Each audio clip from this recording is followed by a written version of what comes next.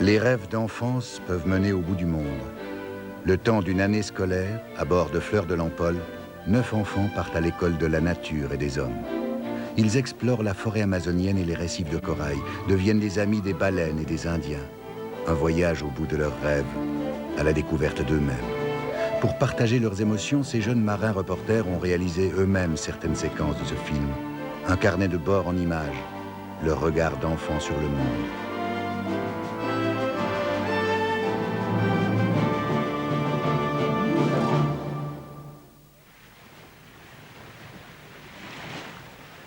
L'île de Madère est en vue.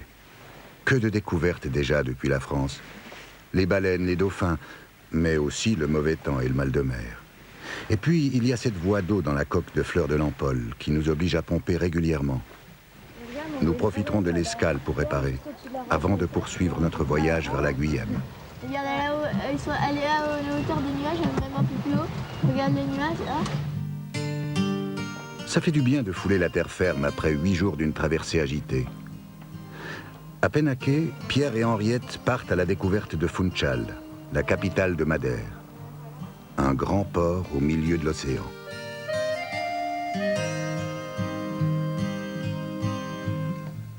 Madère, une île portugaise située au large du Maroc, à 1000 km des côtes européennes, fut découverte en 1440 par João Sargo.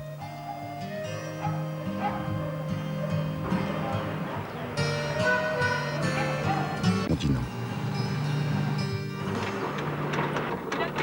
Nous avons trouvé un chantier naval qui accepte de réparer Fleur de l'Empole.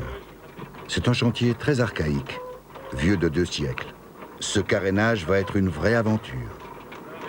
Il nous faut glisser cet énorme chariot, long de 30 mètres, que l'on appelle un berre, sous la coque de la Fleur, guidé par un plongeur, une barque et quelques ouvriers.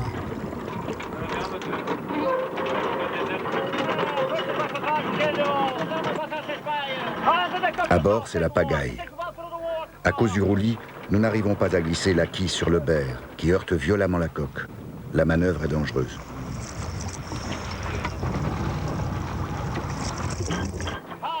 Ce n'est qu'au terme d'une longue journée d'efforts que le berre est enfin solidement fixé sous la coque.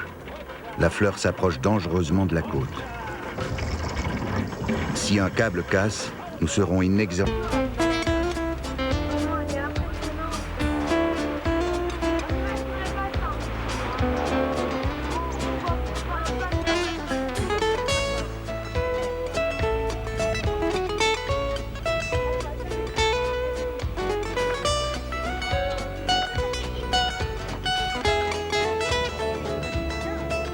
Bonnie Blue, le chaton d'Émilie, fait ses premiers pas à terre.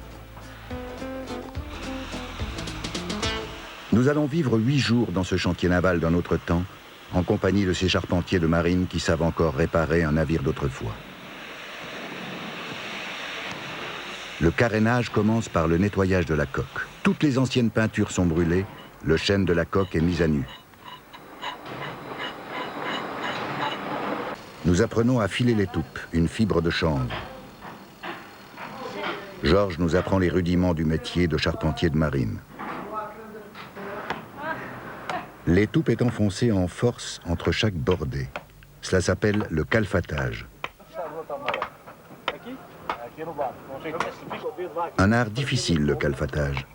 Il faut mettre ni trop peu d'étoupe. Sans cela, l'eau rentre. D'un lointain passé, Fleur de l'Empole change de rôle, plus simple dans toutes les eaux.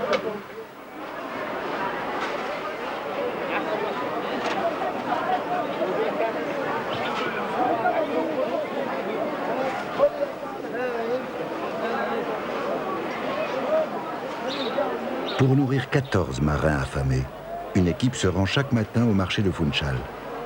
Madère est réputée pour bénéficier du meilleur climat du monde, les fruits des tropiques qui côtoient ceux des régions tempérées.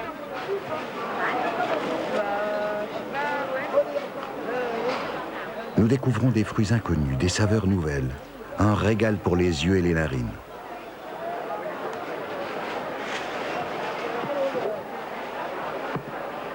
Et les filles, vous avez fait quoi aujourd'hui Rien. Hélène et moi, on était de repas, on n'a pas vu l'heure et on est arrivé à l'heure du repas, quoi. Et c'était quelqu'un d'autre qui l'a fait à notre place. Ouais, et on s'est fait consigner au bateau, quoi. Et toi, Pierre, qu'est-ce que ça t'a fait que je sois arrivée en retard? Bon, je me suis débrouillée sans toi, j'ai fait le repas sans toi, heureusement qu'il y a des gens qui m'ont aidé. Pardon, Pierre, pardon. Non, pour de vrai, c'était pas cool, hein.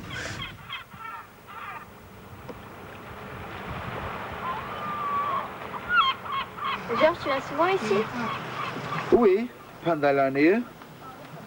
Minimum 2-3 fois par mois, j'arrive ici. Surtout l'été, je viens plusieurs fois. Alors, j'ai de bons amis au fond.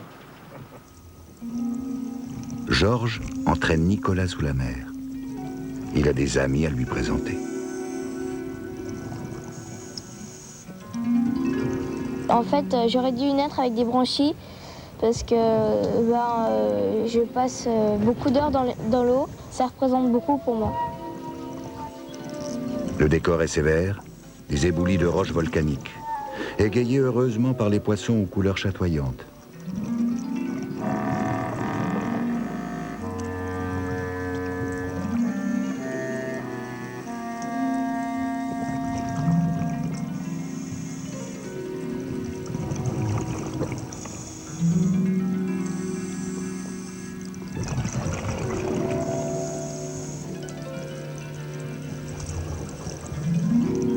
Soudain surgit un énorme mérou. D'un coup de gueule, il arrache des mains de Georges le sac de poissons. Il les dévorera plus tard, tout seul dans sa grotte.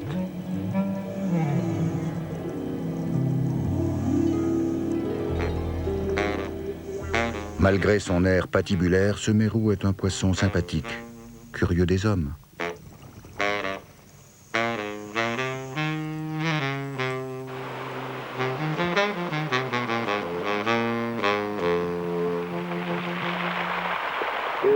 Si tu veux un jour, je te promène à Désert pour te montrer des petits mérous, parce que là-bas, je connais bien les petits endroits, petites grottes. OK? Plus les jours passent, plus l'impression d'être intégrée, vraiment. Enfin, moi, c'est ce que ça me donne l'impression, d'être de plus en plus intégrée et de me faire des nouveaux amis. C'est ce que j'ai toujours rêvé, hein, parce que bon, je suis seule avec ma mère, j'ai pas de frère, j'ai pas de sœur, et là, je me retrouve avec une grande famille, plein de frères, plein de sœurs. C'est génial. Ouais. Moi, j'allais faire la litière du chat parce que son chat est partout. Donc, faut que j'aille la nettoyer. Alors, ciao. Ciao.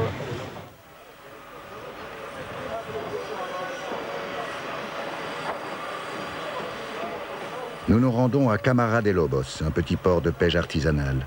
Autour des barques se retrouvent toutes les générations. On a vu toutes les petites barques, colorées, c'était vachement mignon. Il y avait pas mal de bateaux qui étaient en construction. Ouais. Et il y avait un petit garçon qui était en train de nettoyer une petite barque. Et puis il a demandé à Charlie pour de l'argent. Il disait qu'il avait faim et tout. Et puis Charlie a commencé à lui parler. Et Charlie lui a demandé tu veux pas montrer le port? Et Henriette, 13 est tombé. Este, quantos tem? Comme bien des générations avant lui, Decio n'a qu'une idée en tête, devenir marin-pêcheur. À l'école, il préfère le port, les bateaux en construction. À Camara, les gens se contentent de peu. Les barques sont de simples coques en bois, avec un petit moteur et une vaste cale pour le poisson. Les hommes dorment à même les planches du fond.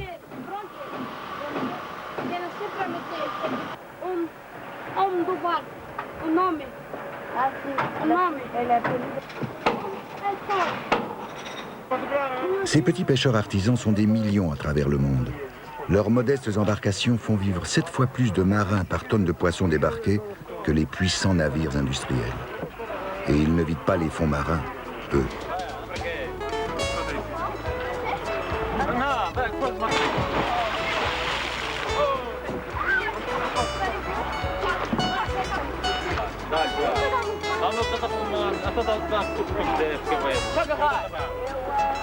L'après-midi s'achève dans le port avec les enfants des marins.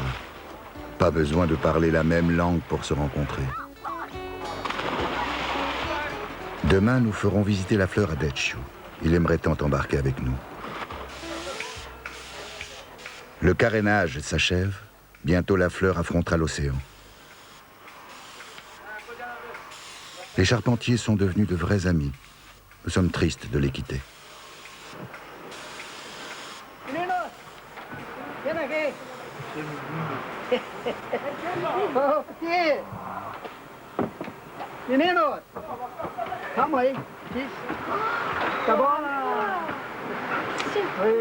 Sergio nous offre une maquette de sa fabrication.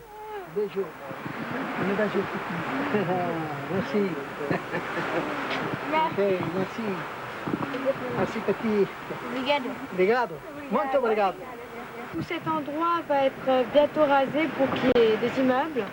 Et donc la fleur est le dernier bateau qui va être caréné ici. Et en plus, c'est un superbe bateau. Et ils font ça vraiment avec du cœur. Et c'est vraiment génial.